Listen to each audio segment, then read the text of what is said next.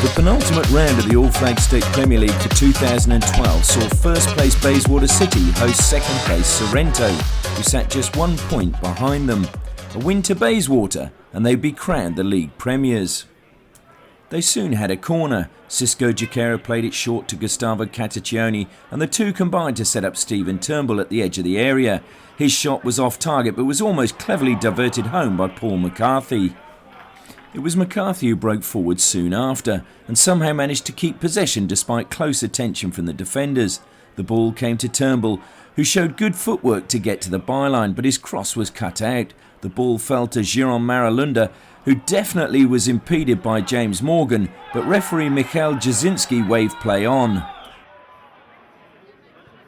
Soon after, Giacchera did well to keep the ball in play and despite a strong challenge from Ryan Pearson found Cataccioni. He burst into the penalty area and forced a good save from Curtis Aspden at full stretch. Giron Maralunda was first to the rebound but was forced away from goal. Cataccioni stole possession for Bayswater on halfway in the 17th minute. He played in Giron Maralunda, who pulled the ball back on his right foot, only to be caught by the sliding Steve McDonald. And this time the referee did point to the penalty spot. Up stepped Giron Maralunda, who coolly with Aspen committed simply clipped the ball into the centre of the goal to give Bayswater the lead. Giron Maralunda shows good control. McDonald lunges and his right arm is raised and appears to hold back the Bayswater striker, and the penalty was rightly awarded. Soon after, a clearance from Andy Reali picked out McCarthy on halfway. He played a wonderful through ball for Cataccioni, who cut inside McDonald, avoided the lunge of Platten and shot, but Aston denied him with his legs. The rebound fell to Giron Maralunda, who drove the ball into the empty net. 2-0 to Bayswater.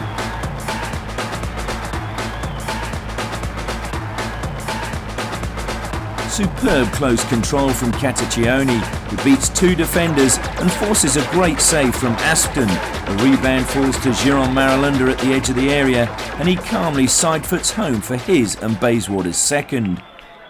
After a berating from Aston, Sorrento lifted. Brodie Martin beat Turnbull to the ball in midfield, played a 1-2 with Harmwell and shot. Papalia saved, the rebound fell to Vitilia, but his cross was just too high for Gavin Knight, and Bayswater cleared the danger. Another chance fell the way of Knight minutes later from a Harmwell knockdown, but he blazed his effort miles over the crossbar. The start of the second half saw a poor clearance from Kearney played to Vitilia wide on the right. He beat Quinn and crossed. Sheer determination from substitute Jamie Harnwell saw him first to the ball and poke it home to pull a goal back for Sorrento. Vitilia whips the ball into the danger area and Harnwell throws himself at it and pokes it home. The former Glory players' never say die attitude still paying dividends, if only in a cameo role these days. He almost claimed a second not long after, when a James Morgan free kick was played to the back post, but his header lacked power and Papalia saved.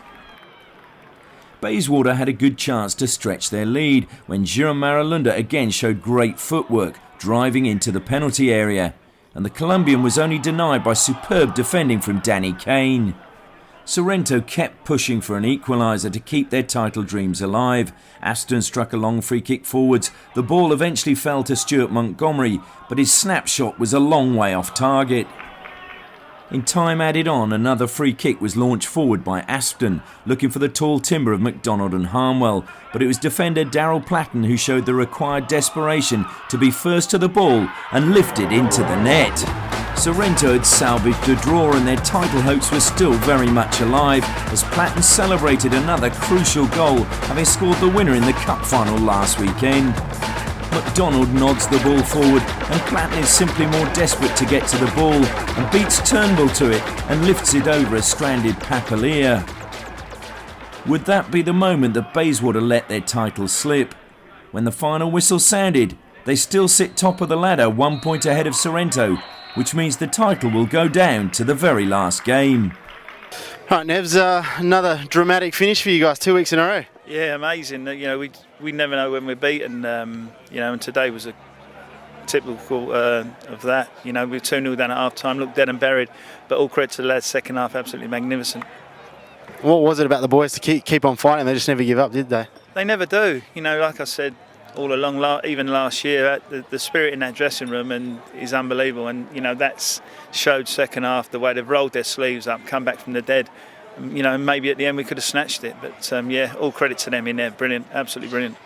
I'm happy with the result. Actually, it's still in our hands, so we knew that was a hard game to play against Sorrento. Fortunately, we probably played one of the best games of the season, and we come with 1 point. I think we deserve to win today, but hey, it's going to be next week. Were you disappointed to concede so late in the game? But look, we knew that they don't really play. They don't play the football that we, like passing football. Or we knew that they're gonna play long balls. As soon as they're struggling, they put all the tall guys up front, pump these balls. But it pays off for them.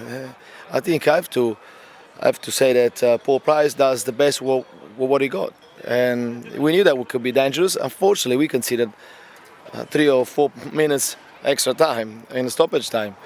A very scrappy goal, and the first one was already a lucky goal that on our mistake. We're supposed to score 3 or 4 goals in 1v1 against the goalkeeper in the second half. We didn't convert, and we got punished. This is football.